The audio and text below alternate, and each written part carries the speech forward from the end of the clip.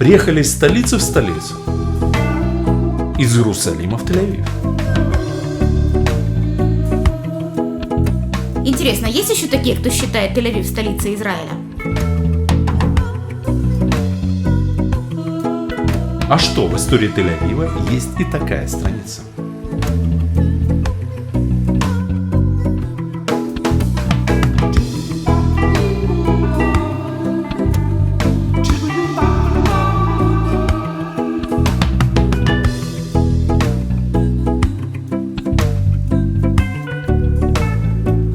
Город был столицей, но совсем чуть-чуть. Меньше 2 лет с момента образования Израиля. И уже в марте 1950 года уступил это звание Иерусалиму.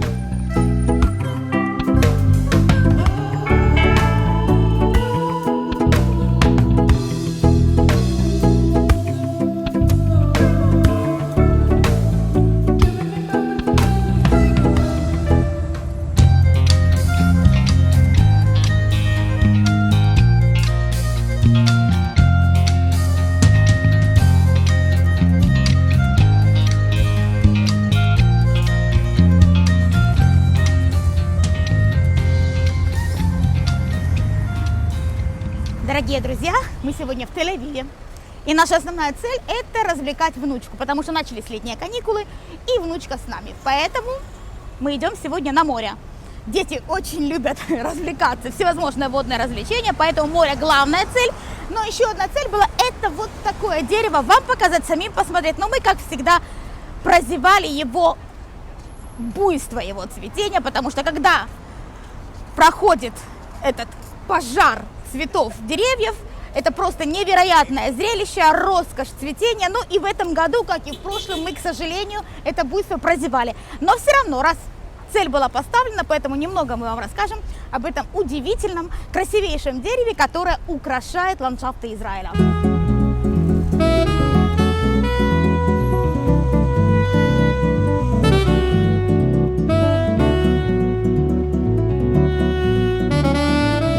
Кстати, в Иерусалиме это дерево встречается реже, потому что кроме солнца и тепла ему еще нужна и влага. И где же это дерево может найти такую местность? Конечно, здесь, на Средиземноморском побережье. И Тель-Авив – один из таких городов, где мы сейчас находимся. Самое настоящее Средиземноморье, Левантийское побережье Средиземного моря. Так что жителям приморских городов в этом плане повезло гораздо больше, и они имеют возможность любоваться вот этой красотой. Как жаль, что мы не застали это буйство цветов. Когда из-за цветов практически не видно зелени. Это сплошное пламя, сплошной пожар.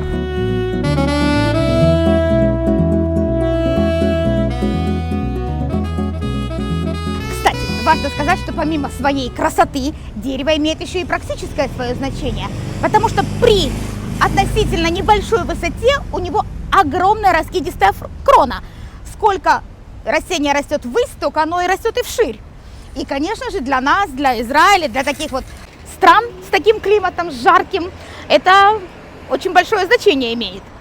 И поэтому высаживаются аллеи для того, чтобы помимо красоты давать жителям еще и тень. Поэтому на бульваре Ротшильда, где растут эти деревья, ты попадаешь прям в такой зонтик тени. Эдакий пламенный солнечный зонтик, можно назвать это растение.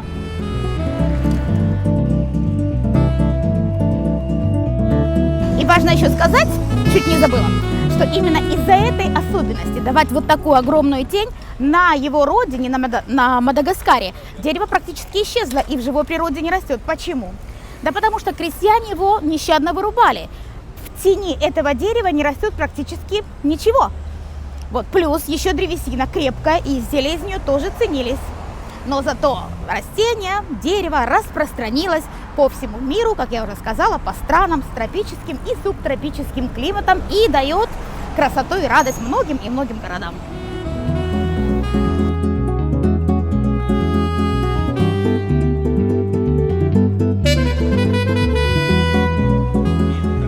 Как только не называют это дерево в народе. И дерево-пожар, и дерево-огонь. Но научное название этого дерева – королевский делоникс. Мия, как называется это дерево? Бурдж-Халифа. Так подожди, это же башня. Где ты слышала про такую башню? Ну, Дубае. А ты что, была в Дубае? Да. А почему дедушка с собой не взяла? Чтобы были 3 билета. Один для папы, один для меня, один для сестры. А, ну ладно, зато мы теперь с тобой в Тель-Авиве. А, как весело. Открыл это дерево в начале 19 века известный чешский ботаник Вицислав Бойер. Он описал это дерево в начале 19 века.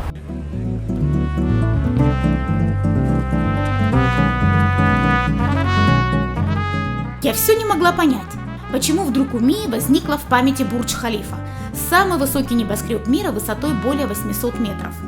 А потом дома увидела эти видео. Так вот почему. Я-то смотрела в объектив, а Мия смотрела на небоскреб Мейер Ротшильд.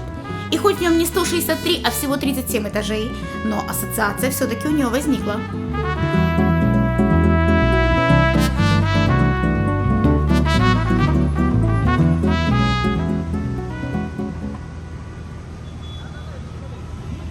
Напротив суперсовременного небоскреба до сих пор работает один из 3 первых киосков на улице Ротшильд, в которых продавали газированную воду из Одессы.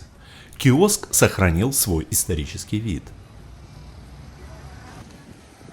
Делоникс, любитель солнца, тепла и влаги, не переносит низкую температуру и холодные зимы. В 1950 году, в начале февраля, было необычно холодно. Тогда выпал снег даже в Тель-Авиве. Многие деревья этого вида просто вымерзли.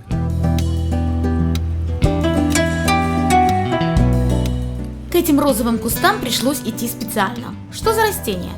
Так это же бугенвиллия, только непривычного нежно-розового цвета. Если вы думаете, что розовое облако – это цветы, то ошибаетесь. Едва заметные маленькие белые цветочки просто окружены видоизмененными листьями, предцветниками для привлечения насекомых.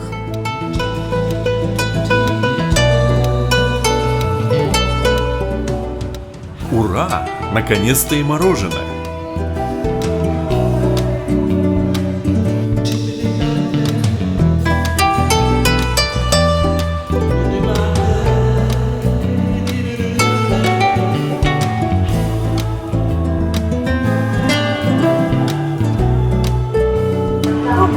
Как сильно? Манго.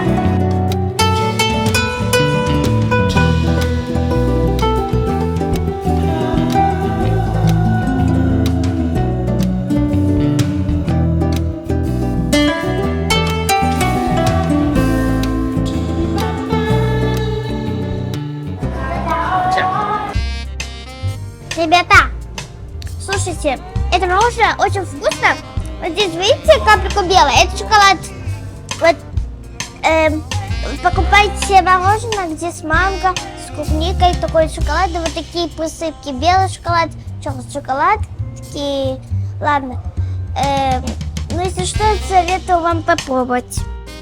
А еще самое настоящее удовольствие в такой жаре выпить ледяной кофе. Правда, Мия? Мия мороженое, а я ледяной кофе. Лето наступило. Ура!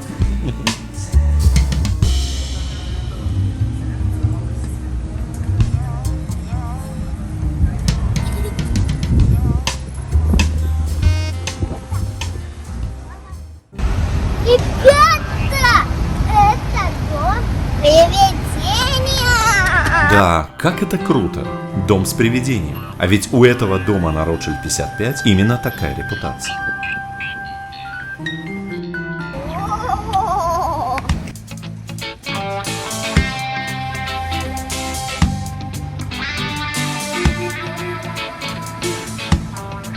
Самокаты, велосипеды – неотъемлемый атрибут Тель-Авива.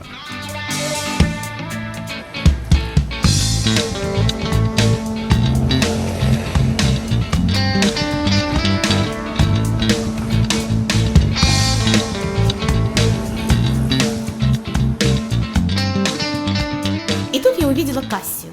Ее цветение не менее прекрасно и радостно, чем цветение Делоникса. Делоникс – дерево-пожар. Кассия – золотой дождь. Ну правда же, восхитительно. Не менее восхитительны и умопомрачительны эти сюрреалистичные, изогнувшиеся в причудливых формах стволы фикусов.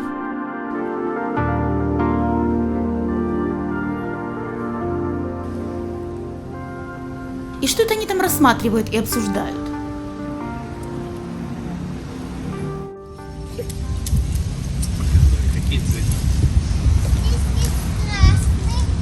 желтый, синий. Надо читать сказку.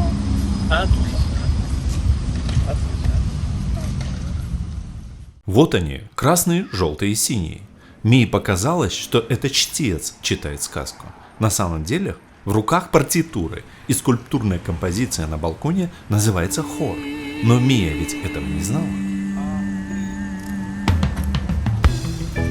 Дорогие друзья, о рождении Тель-Авива и об этой улице у нас есть видео «Маленькие истории большого города». Приглашаем к просмотру.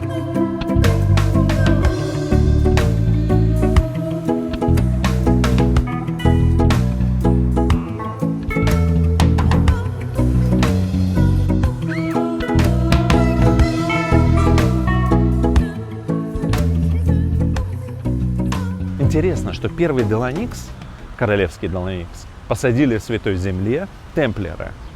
Темплеры — это очень интересная религиозная община из Германии, отделившаяся от лютеранской церкви. И известно, что именно члены этой общины темплеров посадили в районе Сароны королевский Деланикс. Концепция жизни в Святой Земле вот этих немецких общин, которые сформировались в Иерусалиме, в Хайфе и в Тель-Авиве, складывалась в том, что они пропагандировали христианский образ жизни. Свою независимую религиозную организацию темплеры основали в 1862 году. Они создавали свои богатые колонии здесь, в Святой Земле, чтобы жить христианскими ценностями. И верили, что, проживая в Святой Земле, могут ускорить второе пришествие Христа. Колонии темплеров процветали. Но религиозное рвение впоследствии сменилось немецким национализмом. И в годы Второй мировой войны и преобразования государства Израиль в 1948 году все темплеры были депортированы за пособничество нацизму. Их имущество перешло к государству Израиль по договору о немецких репарациях. Но вернемся все-таки к дереву. На иврите это дерево называется цейлон, от слова цель, а цель это тень. Вы уже понимаете почему, да?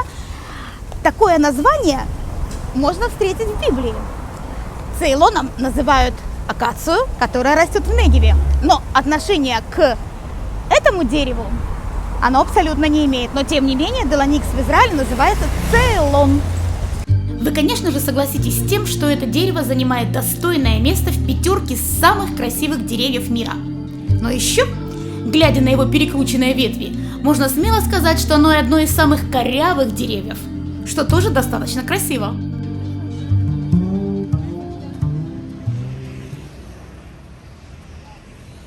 Металлические шарики, песочная площадка и увлеченные игрой люди немолодого возраста. Это питанг или боча, одна из популярных игр на свежем воздухе, изобретение французов. И возрастных ограничений в игре нет. Зато есть четкие правила, а цель игры – как можно ближе добросить металлический мяч к деревянному.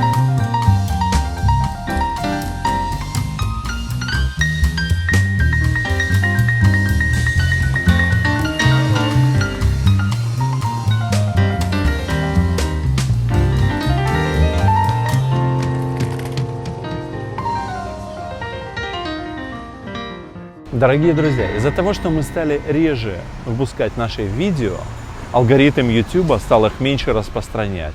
Ввиду этого мы решили в том числе создавать для вас небольшие 10-минутные сюжеты. Но это не значит, что мы забудем о наших получасовых видео. Всем огромный привет из Святой Земли Израиля.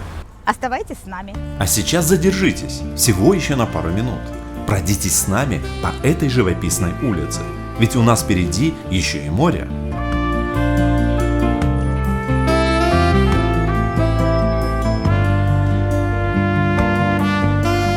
Там, где бегает Мия, на песчаных дюнах начиналась история этого города. Напоминаем еще раз, посмотрите наше видео «Маленькие истории большого города». На месте этого киоска стоял самый первый киоск Тель-Авива. Помните, что там продавали? Правильно, газированную воду.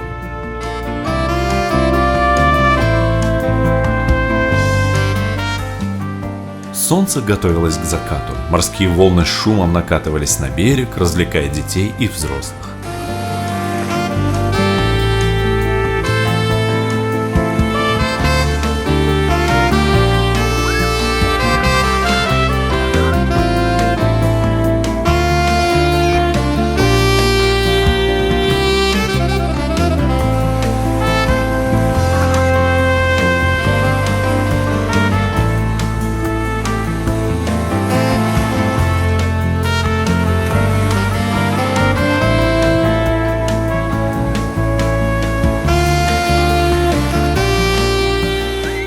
День подошел к концу. Спасибо за то, что были с нами. Ждем ваших лайков и комментариев. Становитесь нашими спонсорами. Подписывайтесь на канал, кто с нами впервые. Ну и сердечко с долларом внутри под видео ждет тех, кто хочет нас поблагодарить материально. До новых встреч!